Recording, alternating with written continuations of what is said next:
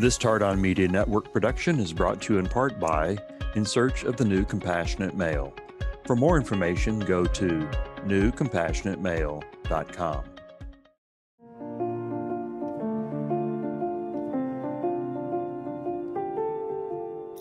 Hello world, it's me, Dennis, and I have a wonderful opportunity today to discuss a novel that Renée Yaworky, the COO and the producer and the director of the Tardan Media Network, introduced me to. As so many of you know, my feminist heart continues to grow and open as I'm in a learning process on why the divine feminine is absolutely necessary in order for this world to survive. That's the only way, this balance. We are out of balance, in my opinion. We are over masculine and under feminine and have been for the past maybe couple of thousand years, but that balance is changing. And so we're going back to look at some of the roots of feminism and some of the understanding on how this is coming into the Western culture. And Renée, hello, Renée. Hello. So how did you arrange this? And could you introduce our guests, please? Well, I am so excited. And like I was saying before we started to tape, this is the culmination of maybe the last 2 decades of my life. I was exposed to the awakening back in undergrad, and it was an awakening for me. And it stayed and lingered in my consciousness for my entire life. And then I came to you and I said, would you like to read this with me? And I wasn't sure. You're a man. I didn't know. I didn't know if I could trust you. I didn't know if I wanted to share this with you. This is like a secret, Of course. But I understand. We have not demonstrated a lot of trustworthiness, so I appreciate your being willing to trust. Men typically, it was beyond me to see, but then you actually went and got the book. I was on the fence, and you actually pulled the trigger and you got the book. And then I was kind of hogtied, and I said, okay, fine, we'll do it. And I went back in, and your reactions were astounding to me. I think I need to give men more credit now. It was shocking to me. And I also feel like you understood me and women and even your mother better after being exposed to this book. And so I went out and I said, we got to do a show about the awakening and what it means, what it meant then, what it has meant, what it means now, macro, micro, global, personal, all of that. And I found 2 premier scholars who are the best in the world at this. And we have them both here today. And do you want to bring them up? Let's see. Please. Let's bring them up. Here they are. Professor Barbara Ewell and Professor Helen Taylor. Hello, Helen. Hello, Barbara. Hello. Welcome to this conversation. Thank you. Thank you. Now, and for that flattering introduction as well. Yes. Oh, I'm so glad. I'm so glad. It is. Well earned. It is a. When we're looking at this novel, The Awakening, it was published in 1899 in the United States, correct? Correct. How did you two? All right. First of all, let's start with Barbara. Barbara, how did you get introduced to The Awakening? Where in your life did you intersect Kate Chopin's work?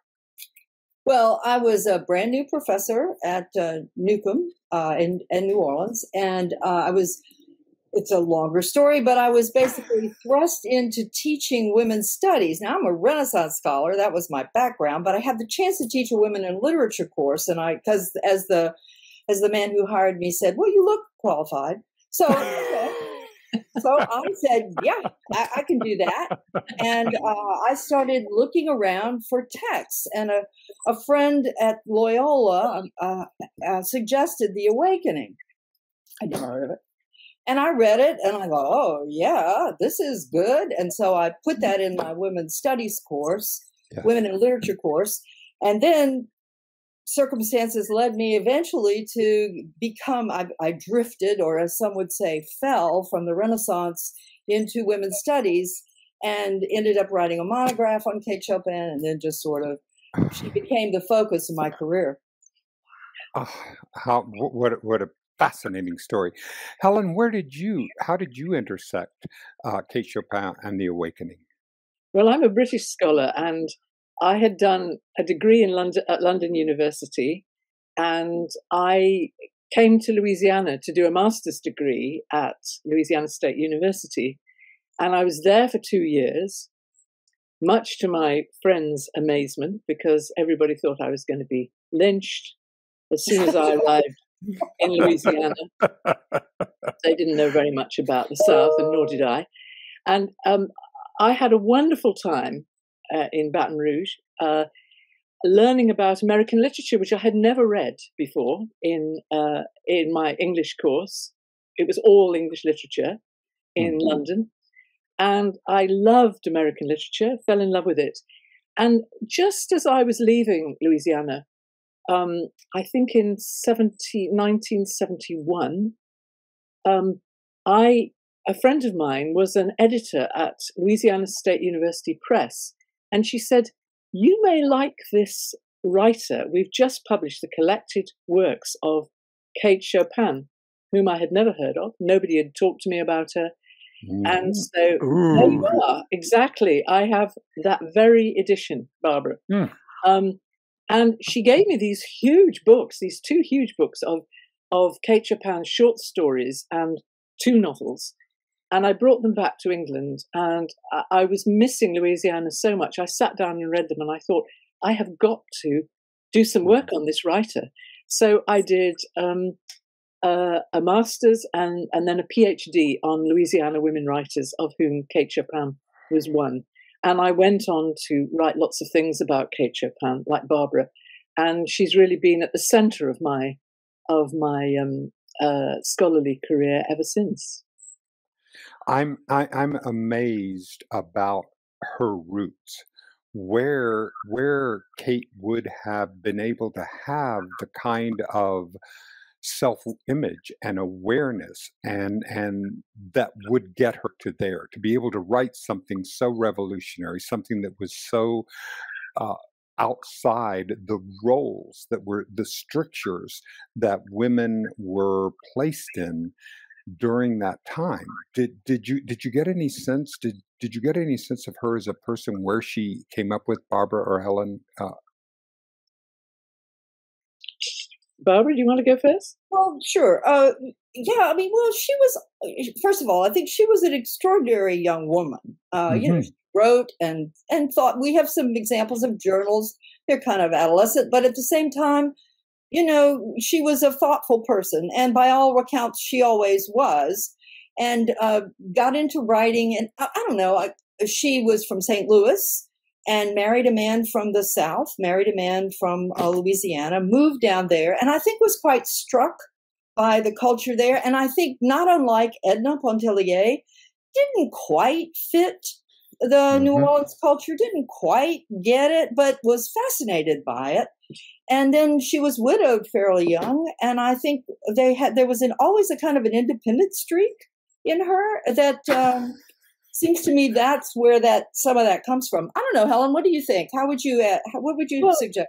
I would agree with that. I also think that she was a big reader, and she had read a lot of European fiction. You know, writers like Guy de Maupassant, Flaubert, Zola. She knew those European writers who were very, brave about sexuality, about women. Their women always died or, had terrible fates. But I think the punishment. You must be punished. And exactly. Exactly. I call it the Thelma and Louise syndrome. Yeah. You know? Well, and some people say that in The Awakening she gets punished, but she was I think Barbara's right, that she was very independent, and she was the first person supposedly to ride side saddle on a horse in the little town where she and her husband lived. She smoked cigarettes. She was she was clearly a woman who was, who had her own mind. And when I think Barbara's right, she was widowed early, which probably was an advantage in a sense, because it meant that she didn't have to conform to the kind of Creole rules that, you know, Edna Pontellier did. And I think she just, you know, she used her reading and her thinking about women's role, even though she wasn't a feminist. She didn't join the women's clubs. There were other women writers around New Orleans, for instance, and Louisiana, who were in women's clubs and were talking feminist talk, but she wasn't that. But I think that's because she really was a loner, and she was able to think for herself. Yeah, and I want to add too, when you mentioned that, you know, her independence, it's interesting to me. It's always been interesting to me. She didn't start the awakening until after her last relative died, who would have cared. Her grandmother, as a matter of fact. I mean, she lost her husband, she lost her brothers, she lost her mother. And it wasn't until 1897 that she began the awakening. And I think that had something to do with it too. That kind of, well, now I can do what I want to do. You know, I can write what I want to write. I mean, she's always pushing that a little bit. I think you're absolutely right. And also, she'd written a lot of short fiction by then. I mean, she wrote a brave first novel about divorce. It's probably one of the first novels about divorce, At Fault. And then she wrote a lot of short stories where she was putting women at the center of her stories. And they were always women who were kind of slightly out of line, who were frustrated, who were unhappy. And these stories got bolder and bolder and bolder. And in fact, the story that she wrote after the awakening, The Storm, is the boldest story about a kind of absolutely a sort of an adulterous affair that is a happy affair. So The Awakening is a novel about adultery, which is complicated and, you know, full of guilt and so on. The Storm, which was her last story, she was moving towards a position of amorality about sexual adventure and sexual fulfillment for women. So she'd obviously thought a lot about sexuality. And Emily Toth, her biographer, thinks that she had an affair after her, an adulterous affair after her husband died.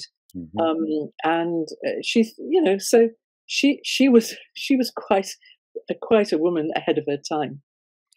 I'd like to add that little short story, The Storm. She never even tried to publish it. No, that's right. She knew. We only found that in manuscript. Exactly. But the other thing, I love the last line. So the storm passed and everyone was happy.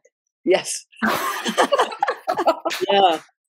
Oh, what a way to Oh, that's brilliant. fabulous. It's brilliant. That is wonderful. I love it. So I want to ask Professor Taylor, you said some people think that Edna is punished at the end of the awakening. I do want to say that I remember Dennis, when he finished that book, it was very powerful for him.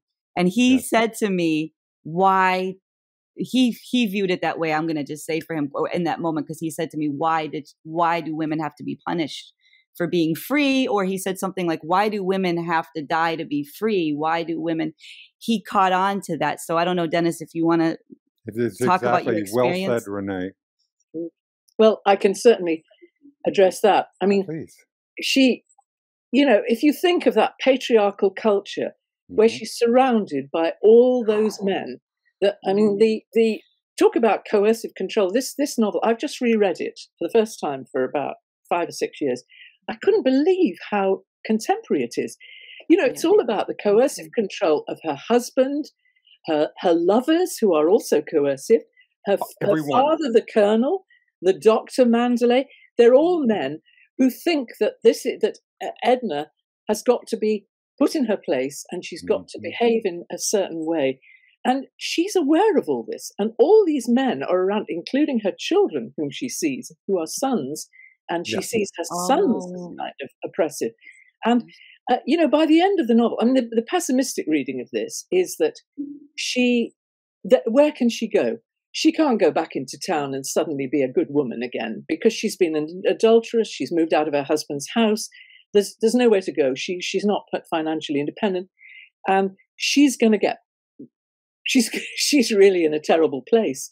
So that's one reason why she has to swim out. But there are other people who think that she's still swimming. You know, Emily Toth says she's still swimming, and I like that.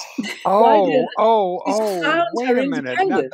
That and she's just gives me a different. You know, she's embodying female freedom at last. I like that one.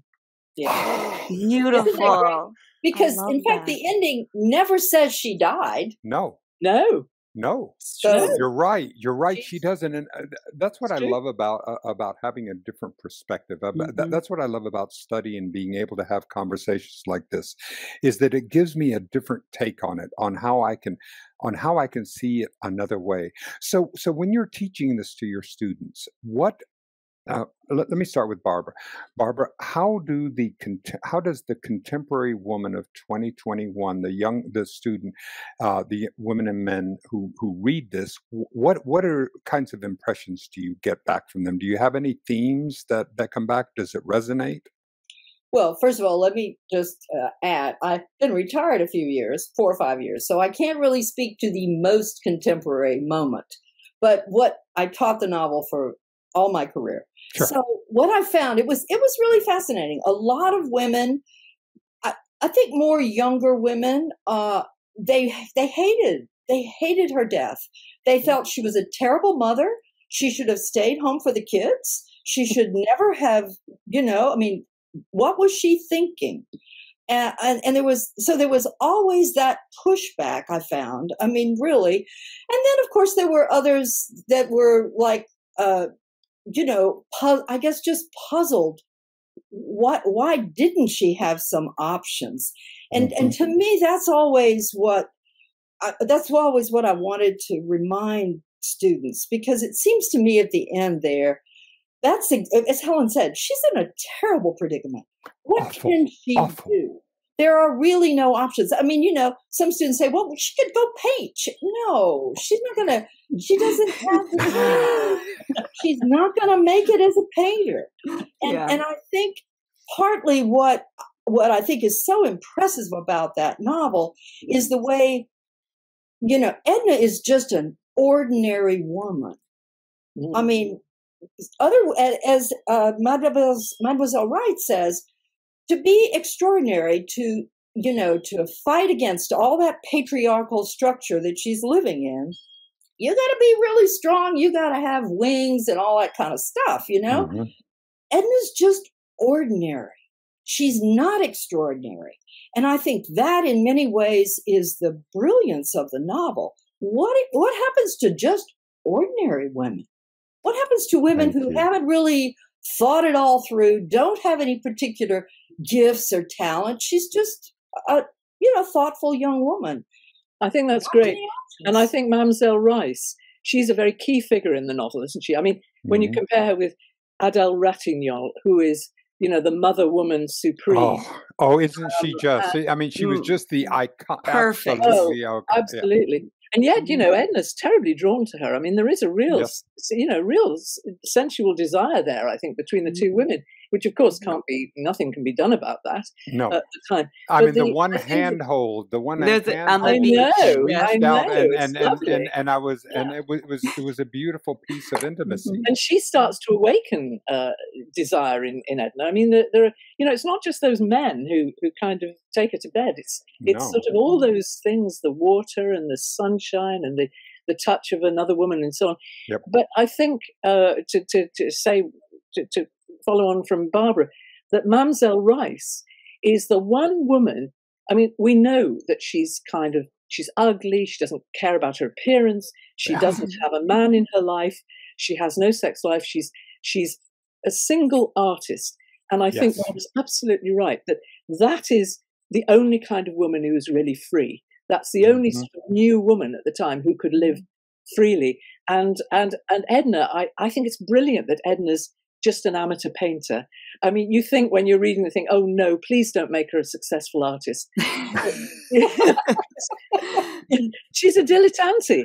And Mamselle Rice is, that music. And she recognizes that. She recognizes in Mamselle Rice's piano playing that is true art. And what it takes is complete commitment. And she can't have relationships. I mean, there's no way that Mademoiselle Rice can have a lover, frankly. You know, I want to ask just a question of both of you, just from me, because one of the things that I found when I'm reading literature, whenever someone encounters a woman encounters a doctor, or a husband goes to encounter a doctor, there is the sense of hysteria. So therefore, we need to medicate. And I didn't see that in the doctor. I saw a restraint in the doctor to go to her husband and say, well, we need to put her in an institution, or we need to do. I saw a restraint there. And I don't know whether well, I also remember that the doctor has a moment when he realizes Edna's fallen in love, and he says, well, I just hope it's not this guy. Yeah. But the doctor knows there's not like just a mental illness, that this is in love at work, right? Am I correct, professors? Yeah. No, I think that's absolutely right. And I agree. I think Dr. Mandalay, he does kind of get it. Yeah. I mean, he's part of the system, but he does sort of understand what's going on with Edna. And he offers to talk to her. And she kind of thinks, well, maybe he would, but it's too late. I don't know. Don't you think so, Helen? I do. But I also think there's something else about Dr. Mandalay, which is that he immediately jumps to the conclusion that there's another man. He doesn't see... He doesn't see that what is going on is a terrible kind of frustration about self-worth, self-identity, confidence, and that clearly that's a much deeper and more complicated thing that's happening to Edna. And I think what the novel gets across so well is how we develop, and how unhappiness and frustration are not just about sexuality. No. And yet, the doctor thinks, oh, I know it's another man. And but I do agree that he's not heavy-handed with it, and nor is her husband. I mean, there is a sort of heavy-handedness in that, he's got his eye on her, and I feel more coercive control from that husband than I did when I used to read the novel, because I now see how he kind of controls her in small ways. And even, when she moves out of the house, he tells everybody that he's having it refurbished. And you think, this is a man, this is rather a crafty man, who knows how to kind of keep his wife in check. But I think, I think I agree with you, Bob. Did you know I'm sorry, Renee? No, please, Professor, go. Well, I just want to say about Léonce is fascinating, partly because early in the novel, the other women at Grand Isle say something like, oh, he was the best husband around, and Edna can't think of anyone better. And I think that's a very telling. Ooh, damning by faint praise. He is as good as you get. He's as good as it gets. Mm-hmm. And there's that wonderful scene where you talk about his subtle coercion. I love it when he comes back from the club. And he obviously wants sex, and Edna's outside. Is she in the hammock? The cigars, the one where he goes into the children's room, and he disturbs the kids. Now, excuse me, I said to my kids, my students, what's the worst thing you can do to a sleeping child? Just keep waking them up. Are you okay? Are you okay? Yeah. And then he says, "Oh, Edna, you're such a terrible mother." But what he really means is, Edna, come to bed. Yes. Yes. Yes, and that's what I love about Kate's writing, is that she weaves this so beautifully together, because these characters are so real. Yeah, I mean, the patriarchal culture of South Texas that I grew up in, which is the very oil-rich upper middle class to upper class culture.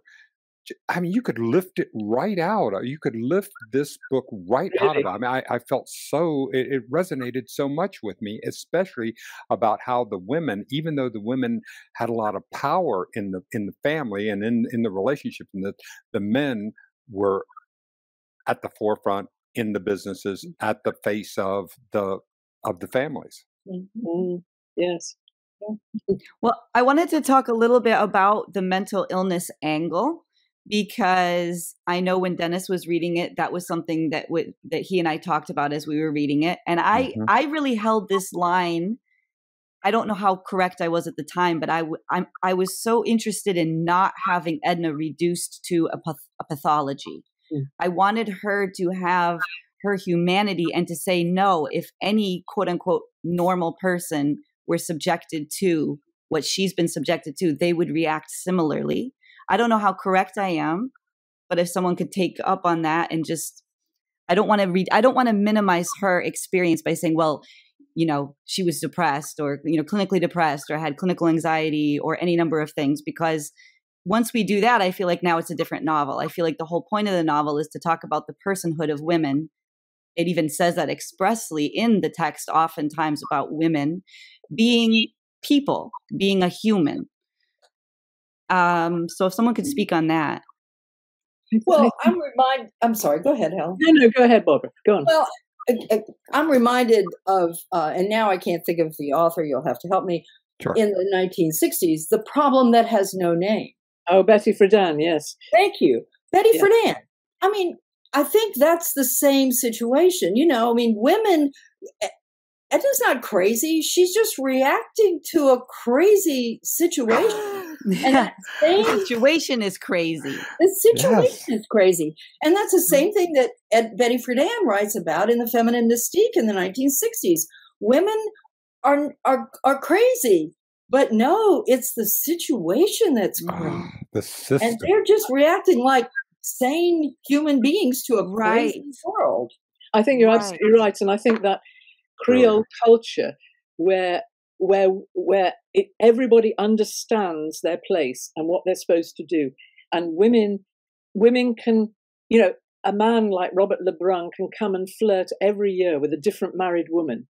But they all know that that's as far as it goes. You know, nobody's got to take him seriously. And there's that wonderful thing where I think Adele Ratignolle tells Robert, you know, that not to take Edna seriously. I think, or is it the other way around? Edna might take you seriously. Right. She's not Edna one might of take us. you seriously. She's not one of us. She doesn't know it's a game. Thank you for correcting me. And I think that's very interesting because actually Edna is rather serious. And, you know, she's serious about wanting to understand life and wanting to explore different possibilities of being and sort of all sorts of existential questions that she's wrestling with. And I absolutely agree with you, Renée, that if you just see her as kind of depressed and sort of a woman on the verge of a nervous breakdown, I think all of that is lost. But in fact, she's a woman who is, and you see it every stage, and it's so brilliant. It's such a short novel. You know, so many novels waste so much space. And this is a brilliant short novel which just takes you through the different phases of a woman coming to terms with who she is and what she could be, and how difficult that's going to be within her own society. And that isn't mental illness. That's a kind of, as I say, a sort of existential crisis which she works through in the novel. And as we've agreed, you know, at the end, what can she do except swim out forever and ever? Right, and I want to go back in some way to Adele, because and especially reading it again, because I too took another look, and it's such a beautiful novel. But Adele is in fact a perfect mother woman, but I don't think Kate Chopin is really all that critical of her in that role, because I think exactly part of the point here is that not every woman can be a mother. That the assumption is in the culture that if you're a woman, you're a mother. You'll slide right into the role. You don't have to worry. You move right from virginhood to motherhood, and there's nothing in between. And Edna sort of notices, well, wait, there is a little something in between. Has to do with sex, has to do with passion and individual selfhood.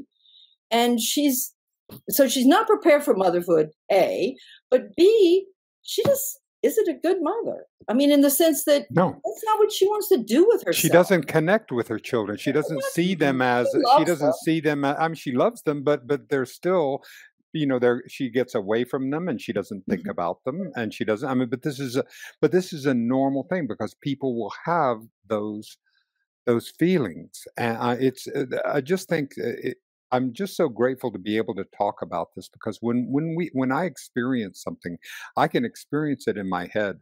But until I get a chance to talk with you, unless you can help me to see the levels that I couldn't see as we're continuing to go through that, it's just it's wonderful. Well, I have a question about for the Can I just add something about the yes. children there? Because I think Barbara's point is a brilliant one about, you know, how the only role that a woman has in this society is as a mother woman.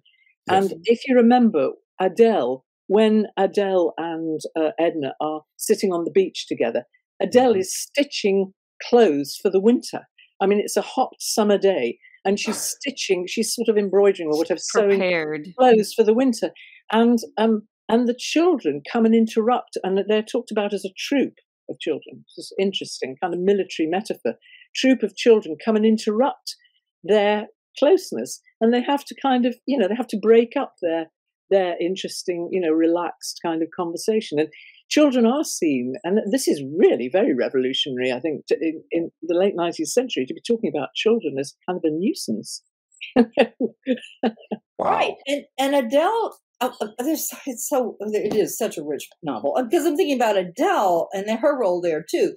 Just at the moment when Edna thinks she's going to get it all with Robert, Adele, there's a knock at the door. Yeah, that's right. Fabulous. Of course there is. Yeah. And it's her friend. It's her woman friend whom she's promised to come when she goes into labor.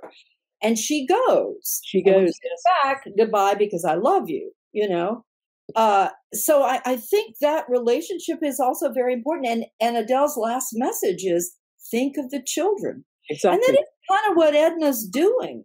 Yeah. I mean, what's she going to do with her kids? They're going to be fine without her. Not so much if she sticks around, you know. And also, of course, if she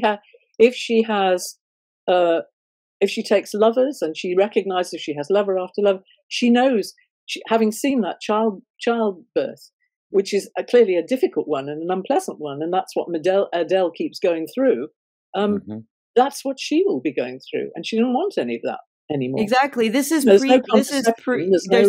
pre-contraception, right? Yeah. So a woman. Yes. So I was just talking about this the other day in my women's group about, okay, now we're living in this modern era, but we as women always had this sex could lead to my entire life changing. I have to give my life. I can die. My body changes. I'm also now, that's my entire life until I die. One sex act. Right. Yeah. So the stakes are very different than for men. And so when a woman gives that to a man, she has to know, I could die from this. Yes, that's right. That's right. Well, or, you know, Edna too, I mean, she might just have children. I mean, you know, and not just the childbirth, but then the responsibility of the children, which she already recognizes is not something she wants. So she's thinking of the children, not just the children she has, it seems to me, but the children she might have. Yes. You know, that she doesn't want. Yeah. Because that changes the life. Yeah. It changes your body and your medical and all of that. And the breastfeeding, it's just an entire thing. And then your desirability for other men decreases. Yes. So now your options are limited. Right. Okay, but that's their problem. Not the okay. Right. That's true. Now, I want to know for your students, Dennis was asking about student reactions. I want to know if you both notice differences in the sexes of your students. Men reading this text versus women reading this text, their reactions. Is it a striking difference that was apparent to you? Well, I don't know about Barbara, but I mainly taught women's students when I taught women's writing courses and indeed American literature courses. I taught more women than men. I think that there's no doubt about it that this is a novel that speaks to women very directly. I mean, it's obviously spoken to Dennis, and I suspect that these days, I too retired from teaching, but I suspect that there are more men who would probably relate to this than they did, 20, 30 years ago. Yes. But I think that one of the big difference I found in readings of this novel was mothers and non-mothers. I had a lot of mature students who were mothers and younger students who were not mothers. And my goodness, the difference was extraordinary. So the older women really responded to this in a very, very powerful way, because they understood the frustrations, they understood what it meant to be a mother and a wife. They'd probably gone through all sorts of problems in their own marriages and lives, and even if they had happy marriages, they knew what Edna was going through. Whereas younger women, I think Barbara's right, younger women were rather shocked, and thought, my goodness, if you have children, I mean, you should look after those children. And I think they'd found the neglect of the children rather startling. That's extraordinary. Well, on the close here, I mean, we could obviously talk for hours and hours and hours. At least 10 hours. I'm so grateful. Are there any closing thoughts? And I'd like to start with you, Helen. Do you have any closing thoughts about what the awakening is both meaning to you in this time? I mean, I love the idea of retired, because I'm 73 and I see being retired as like an Indianapolis 500 metaphor, where I go into the pits, put on 4 more tires, and Formula One, same thing out for Helen. We'll go the Formula One route, and you go into the pits, put 4 more tires on, and you're back out. So it's obvious to me that both of you are in the midst of a vibrant life, and because I mean it just you exude it. So can you give us any just sense of what the novel has meant to you, and what sharing about to you, and what kinds of things you're into right now? Helen, can we start with you? Sure. Well, I published last year a book called Why Women Read Fiction, and the awakening, my relationship with students and their reading, particularly women students and their reading, which was enhanced by The Awakening, because The Awakening was such a powerful novel, and probably one of the most powerful novels for my students. I was very interested in what it is that fiction means to women, and what I discovered and what I write about in my book is how important fiction is in women thinking about their own lives and kind of trying to create a story of their lives, actually. And I think that's The Awakening is one of those stories that meant a lot to me in terms of thinking through my desires, my dissatisfactions, my frustrations. And I think that a lot of fiction is very helpful to women in allowing them to do that in a patriarchal world. So The Awakening is sort of part of that. Barbara? I don't think I can follow that one. I know. Don't you love it? Don't you love following something that is deeply articulate and insightful? Profound. Yes. All right, please. But I think I do agree so much. And I think one of the things I think I miss most about not being in the classroom is the kind of experience we're having right now. Yeah. And that wonderful way that fiction just opens up possibilities. And this novel was always the most teachable thing I ever put out for students, because they never fail to be engaged. They may have hated it. They may think Edna was a disaster of a human being, but they cared. Yes. They truly cared. And it was always wonderful for discussion and not least because Chopin leaves so much space for us. Yes. Enter into the novel. The whole business about the ending where she might still be swimming to Cuba, Yeah. But exactly. So where do you fit in there? How do you see this? It's just a brilliant novel for that.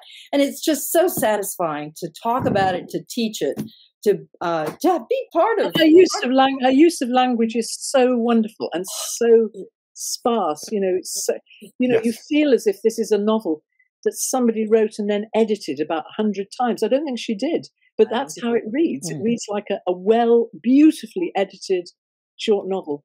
She yes. was and I think maybe all that practice with short fiction meant that she was very, very good at kind of being succinct and finding the right metaphor, the right symbol at the right point. Right. And by the way, that's something I do want to put a plug in for. I've always thought that The Awakening is a brilliant novel. And by the way, it is the 5th most assigned novel today, even today, in American universities and high schools. I didn't know that. Wow. I don't know what the other 4 are, but Huckleberry Finn's probably up there. But her short stories are equally brilliant. I think Kate Chopin wrote a dozen or more short stories that will stand up with anybody's, just remarkable for their plotting and subtlety and the language, again, that you were suggesting, I think rightly, that she refined in all those 100 or so short stories. Yeah. But they're worth reading too. I mean, they really are. You shouldn't stop with The Awakening. No, there's so much more. I do have a quick question for the professors. What has changed in women's experience since 1899? Not as much as you'd like. I know. That is. Yes. Well, birth control. No, birth control. Yeah. I do think that's the most important thing that's happened for women. Yes, I agree. I agree. Exactly, and this is one of the things when I talk to people who are anti-choice or who are pro-birth, is for me to say to them, well, will you join me in making universal contraception? Will you join me in making sure, if you're so concerned about this, would you please join me in making sure that we have sex education, we have universal birth control, so that these issues that you're asking to ameliorate are dealt with? And I get the pushback because it's not really about that. It's about controlling the means of reproduction. It is as it's about controlling women, isn't it? And controlling women. Exactly. It is and that's what we're. Oh, thank you. That's why I thought it was so important to have Dennis host this meeting and read this book, and it means so much to me as a woman. Thank you so much for allowing me to be part of this, Renee. I quite agree. It's lovely to have a sympathetic and empathetic male reader. Thank you. We're working on that. Give us an opportunity to grow. We'll give you another 1,000. We'll give you another 1,000 years to evolve. Exactly, and another millennia, and we will get there. We will. We will help you. All right, professors, Helen, Barbara, thank you so much. I couldn't be more pleased with this. Renee, thank you for bringing this all together.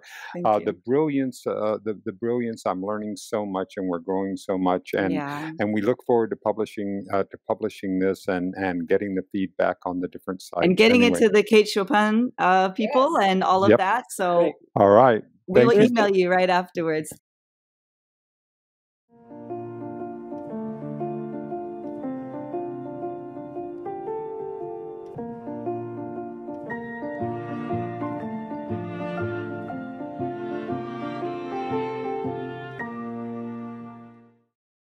This Tardan Media Network production has been brought to you in part by In Search of the New Compassionate Male. For more information, go to newcompassionatemale.com.